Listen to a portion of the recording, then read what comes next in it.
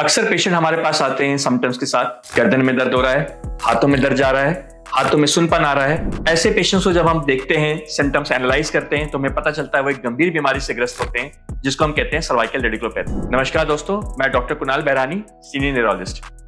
आज हम बात करेंगे सर्वाइकल रेडिकुलोपैथी। ये सर्वाइकल रेडिकुलोपैथी होता क्या है? तो सर्वाइकल रेडिकुलोपैथी, अगर मैं हिंदी में आपको बात बताऊं, तो सर्वाइकल रेडिकुलोपैथी एक सिम्टम्स है जो पैदा होते हैं नर्व के कंप्रेशन से। मतलब जो नर्व्स हैं, नसें हैं जो हमारी गर्दन से निकल के हाथों में जा रही हैं, उनमें दबाव होने की वजह से ये सिम्टम पैदा होते हैं। सबसे इंपॉर्टेंट वजह और मोस्ट कॉमन वजह सर्वाइकल रेडिकुलोपैथी की होती है स्लिप डिस्क की प्रॉब्लम। हमारे जो गर्दन की बनावट है, उसमें वर्टिब्री के बीच में डिस्क होती है। जैसे कॉमनली आपने सुना होगा C1, C2, C3, C5, C6, C7। ये ऐसी वर्टिब्री होती है जिनके बीच में डिस्क होती है। अब इस डिस्क के आगे खिसकने से वहां से जो नर्व निकल रही है, उसके दबाव के होने की वजह से ये सिम्टम्स पैदा होते हैं, जिनको हम सर्वाइकल रेडिकुलोपैथी कहते हैं। सबसे कॉमनली सर्वाइकल रेडिकुलोपैथी की जो डिस्क की प्रॉब्लम होती है, वो दो होती है, C5, C6, C6, C7, मतलब नीचे की डिस्क। अब इनके सिम्टम्स क्या, लक्षण क्या होते हैं? मरीज के गर्दन में दर्द, हाथों में दर्द आना, हाथों में सुनपन आना, कई बार शोल्डर में पेन होना, स्कैपुला के बगल में पेन होना, और कई बार कंफ्यूजन होती है कि ये जो रेडिकुलोपैथी है, कहीं ये शोल्डर की प्रॉब्लम तो नहीं है। तो कुछ एक सिंपल टेस्ट होते हैं जिससे हम पता लगा सकते हैं कि ये रेडिकुलोपैथी है या शोल्डर की प्रॉब्लम है। जैसे एक बहुत सिंपल टेस्ट होता है, जब भी पेशेंट को रेडिकुलोपैथी का पेन होगा, अगर वो पेशेंट हाथ उठा के अपने सिर पे रखे, तो वो पेन में उसको रिलीफ मिलने लगता है, मतलब ये सर्वाइकल रेडिकुलोपैथी हो सकता है। हम ऐसे पेशेंट्स को जब भी देखते हैं, हम कुछ सिंपल टेस्ट, जैसे मैंने बताया, एग्जामिनेशन से हम पता लगा पाते हैं।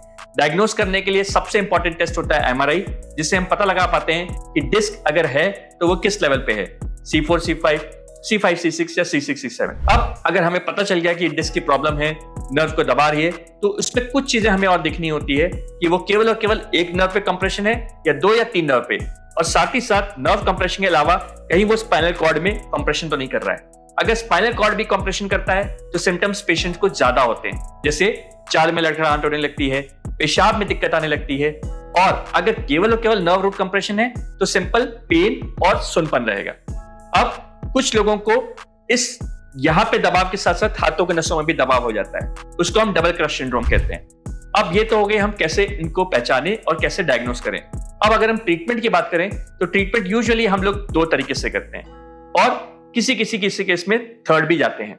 जो कॉमनली हम लोग दवाई यूज कर सकते हैं, वो मेडिसिन होती हैं जो इस दर्द को ठीक करती है, नसों को मजबूती देती हैं। कभी कभी कुछ टाइम के लिए हम लोग स्टेरॉइड का भी यूज करते हैं, ताकि जो नसों का सूजन है वो कम हो सके। अब जो दूसरी कभी कभी हम जो ट्रीटमेंट ऑप्शन देते हैं, वो होता है नर्व ब्लॉक करने का, मतलब ऐसे तरीके से जिसमें नर्व का पेन काफी हद तक कंट्रोल हो जाए और ये दोबारा उभर के ना आए। तीसरी जो होती है, जो अक्सर पेशेंट्स आते हैं, हमें देखना पड़ता है कि पेशेंट को सर्जरी की नीड तो नहीं है। कुछ क्लियर इंडिकेशन होते हैं सर्जरी के, जैसे हाथ में कमजोरी आ जाना या पेन बराबर बना हुआ है, तो ये ऐसे कंडीशंस होते हैं जिसमें सर्जरी की जाती है। आज के डेट में बहुत जो हमारा सर्जिकल दौर होता है, वो कुछ ऐसी सर्जरीज होती हैं जिसमें हम माइक्रोस्कोपी के द्वारा सिंपल डिस्क को हटा देते हैं और काफी हद तक ये प्रॉब्लम बेटर हो जाती है। तो सबसे जरूरी जानना है हमें इनके सिम्टम्स को हम कैसे पहचाने, हम कैसे डायग्नोस करें, और अगर किसी को सर्वाइकल रेडिकुलोपैथी है तो तुरंत एक न्यूरोलॉजिस्ट से मिलें, ताकि इन सारे सिम्टम्स को सही से पहचाना जा सके और ट्रीट करके सही से इसका इलाज किया जा सके। Thank you.